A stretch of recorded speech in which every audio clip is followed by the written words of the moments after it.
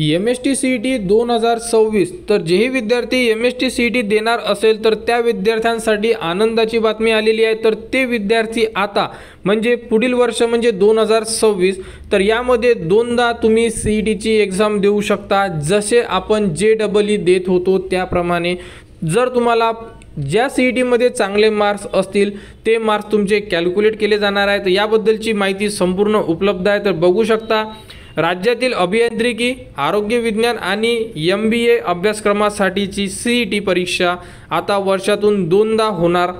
उच्च व तंत्र शिक्षण विभागाच्या या निर्णयाला उच्च व तंत्र शिक्षण मंत्री चंद्रकांत पाटील सर यांनी मान्यता सुद्धा दिलेली आहे। तर जो हा बदल असणार आहे कधीपासून होणार आहे बघू शकता। तर शैक्षणिक वर्ष 2026-27 म्हणजे आपण हेच वर्ष म्हणू शकतो, कारण की जे पहिले जे फॉर्म फिलअप करणार आहे आपण हे 2026-27 साठीच फिलअप करणार आहे। म्हणजे येत्या वर्षामध्येच हा निर्णय लागू होणार आहे आणि पहिली परीक्षा ही एप्रिल तर दुसरी परीक्षा मे 2026 मध्ये घेतली जाणार।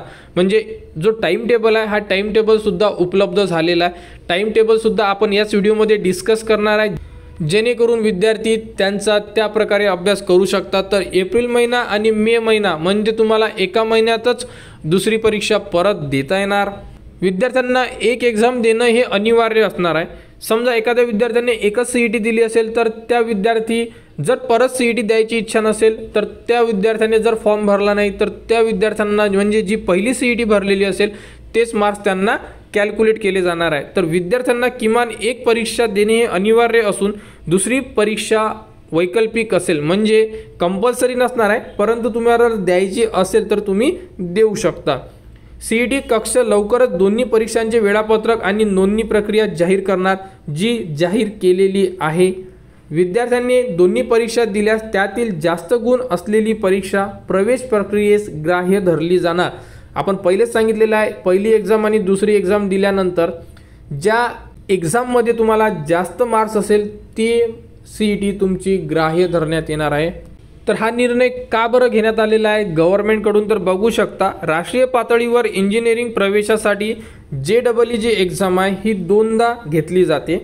त्याच धर्तीवर राज्यातील विद्यार्थ्यांना अधिक संधी उपलब्ध करून देण्यासाठी हा निर्णय घेण्यात आलेला आहे। त्यामुळे विद्यार्थ्यांना गुण सुधारण्याची संधी मिळेल। म्हणजे जसे की JEE दोनदा होते त्याचप्रमाणे आता महाराष्ट्र सरकारने सुद्धा हा निर्णय घेतलेला आहे की ज्यामध्ये तुम्ही CET सुद्धा दोन वेळा देऊ शकता, ज्यामध्ये MST CET, PCB, PCM आणि MBAचा समावेश करण्यात आलेला आहे। तर तुमचं जे सेशन असणार आहे पहिलं सेशन तुम्ही बघू शकता, PCM ग्रुप एप्रिल 11 ते 19 2026, PCB ग्रुप 21 ते 26 म्हणजे एप्रिल महिन्यामध्ये। त्यानंतर सेकंड बघू शकता तुम्ही, आणि त्यानंतर सेकंडची जी एग्जाम आहे PCB आणि PCM, तर PCB 10 ते 11 मे, PCM 14 ते 17 मे 2026 हा जो टाइम टेबल दिलेला आहे हा टेंटेटिव्ह टाइम टेबल देण्यात आलेला आहे। तर अशाबद्दलची ही अपडेट आहे। तर MST CET 2026-27 मध्ये ज्याही विद्यार्थ्यांना फॉर्म भरायचे असेल त्यांच्यासाठी ही आनंदाची बातमी आहे की तुम्ही आता दोन वेळा CET देऊ शकता आणि तुम्हाला ज्यामध्ये चांगले मार्क्स मिळतील ते CET तुमच्यासाठी ग्राह्य धरण्यात येणार आहे। तर MST CET 2026-27 बद्दल जेही पुढील अपडेट येईल, जसे की फॉर्म फिलअप आहे आणि त्या व्यतिरिक्त हॉल तिकीट संपूर्ण माहिती तुम्हाला आपल्या चॅनलवर देण्यात येणार। त्यासाठी आपल्या चॅनलच्या कनेक्टमध्ये राहा, चॅनलला सबस्क्राईब करा व हा व्हिडिओ इतरांपर्यंत शेअर करा।